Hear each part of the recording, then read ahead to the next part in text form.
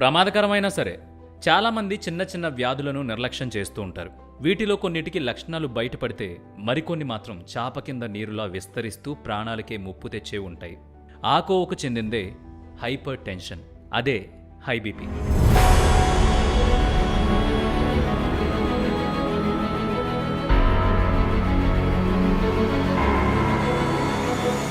సరైన జాగ్రత్తలు తీసుకోకపోతే అంతే సంగతులు అని చెప్తున్నారు నిపుణులు.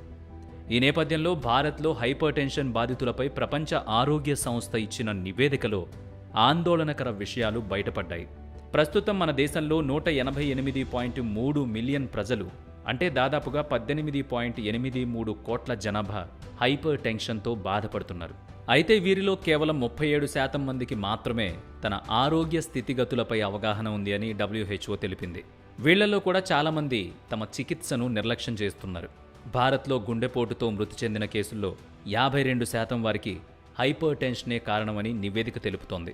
హైపర్ టెన్షన్ బాధితుల్లో సగం మందైనా సరే చికిత్స పొంది జాగ్రత్తలు పాటిస్తూ తమ బీపీని కంట్రోల్లో ఉంచుకోగలిగితే 2040 నాటికి 4.6 మిలియన్ మరణాలను నివారించొచ్చని WHO పేర్కొంటోంది. ప్రస్తుతం 30% మంది బాధితులు మాత్రమే హైపర్ టెన్షన్కు చికిత్స తీసుకుంటుండగా బీపీని కంట్రోల్లో పెట్టుకుంటున్న వారు 15%కే పరిమితమయ్యారు. 20 నుంచి 30 ఏళ్ల వయసు వచ్చినప్పటి నుంచి ప్రతి 10 ఏళ్లకు ఒకసారి హైపర్ టెన్షన్కు సంబంధించిన స్క్రీనింగ్ చేయించుకోవాలని, 50 ఏళ్ల తర్వాత ప్రతి 5 ఏళ్లకోసారి పరీక్ష చేయించుకోవాలని నిపుణులు సూచిస్తున్నారు.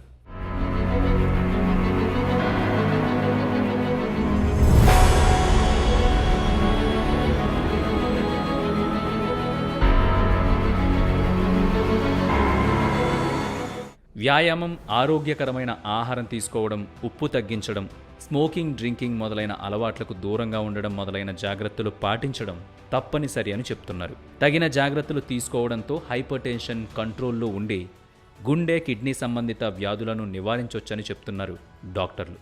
సో జాగ్రత్తగా ఉండండి. బీపీ కంట్రోల్లో ఉందో లేదో చెక్ చేసుకుంటూ ఉండండి.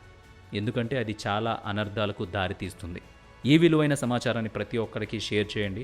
అలాగే వే2న్యూస్ యాప్ని తప్పకుండా ఇన్స్టాల్ చేసుకోండి.